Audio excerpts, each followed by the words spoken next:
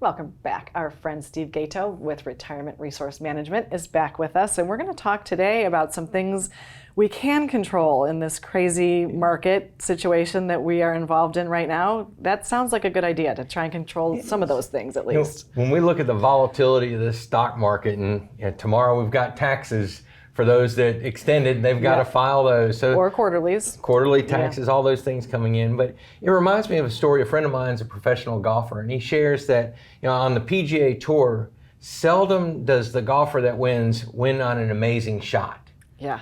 It's lost by missing the 2-foot putt. So true. And that's true for retirement. When you start thinking about retirement, it's those little things that you do that can make a big difference. Or don't do. That's right. Yeah. And so in retirement, creating that income that isn't subject to the stock market. If you're able to have income that comes in every single month and you don't have to worry about what the stock market does, you honestly don't care about whether it goes way up or way down. Probably less if it goes way up, but right. When it goes down, there's a lot of anxiety. The majority of my Absolutely. clients are sitting there saying, how do I deal with this? What do I do? And I'm like, let's create the income and take that stress and anxiety away. You saved that money through your whole working career to create income, right. not to manage a portfolio. Yes. And that's one of the things. The second one is kind of a silent killer on your portfolios and your investments, and that's taxes. And with the market down, it's one of the ideal times to make those changes, to do that Roth conversion. Okay. Because the beauty of a Roth conversion is you can do it right now while everything is low and everything's on sale, and when the growth comes back, all that growth occurs in the account that's growing tax-free.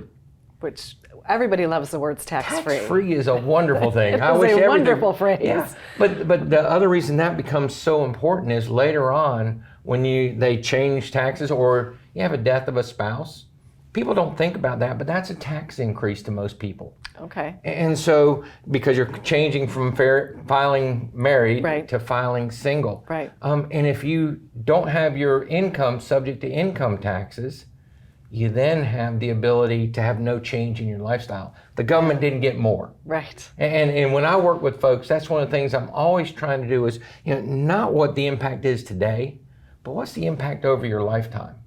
If we can minimize that total tax burden, everybody pays a mandatory tax on their retirement accounts. Whether it's your IRA, your 401k, you're going to pay a certain amount on those accounts. But most people pay significantly more because they don't take advantages of like what we're in right now. For the next, till 2026, is the lowest tax brackets of your life. Okay, and okay, so that's a date we need to be looking at, right? That's right. Okay. And so we have a 4-year period to kind of get things in the right place, in the right time, while they're on sale. And when you look at what's happening with our spending for our country, I think we could see a lot of changes, and that gets into the inflation piece. Right.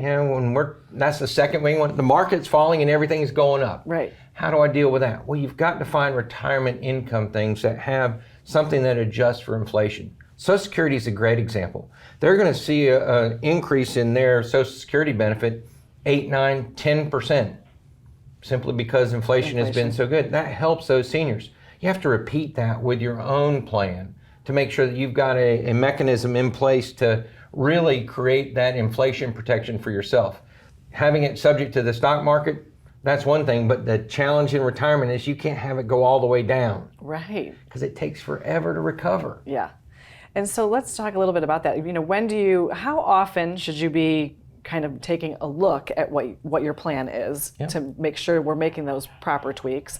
And if you don't have a plan in place, really now's the time. You've got to start somewhere. Yeah. Having a plan is critical. And how often you review it. Think about how often does the government change the rules? Every year. Right. So you ought to be looking at your plan every single year to make sure that you're taking advantage of the opportunities that are there, but also making sure you're not negatively impacted. With the Secure Act, there are a lot of positive things that happen with that, but there are also some negative things that can affect you if you don't deal with it right now. And we need somebody like you holding our hands through that whole thing so we know we're making the right decisions. And that's what I love doing. I love planning because everything is different. Yeah. Nobody has the same cookie cutter plan. And right. Everybody can do the most they can with what they have. Everybody's dealt a hand, you play it. Excellent. Well, thank you, Steve. It's always great information, and it's always nice to see you. Thank you. And we'll be back with more. Stay with us.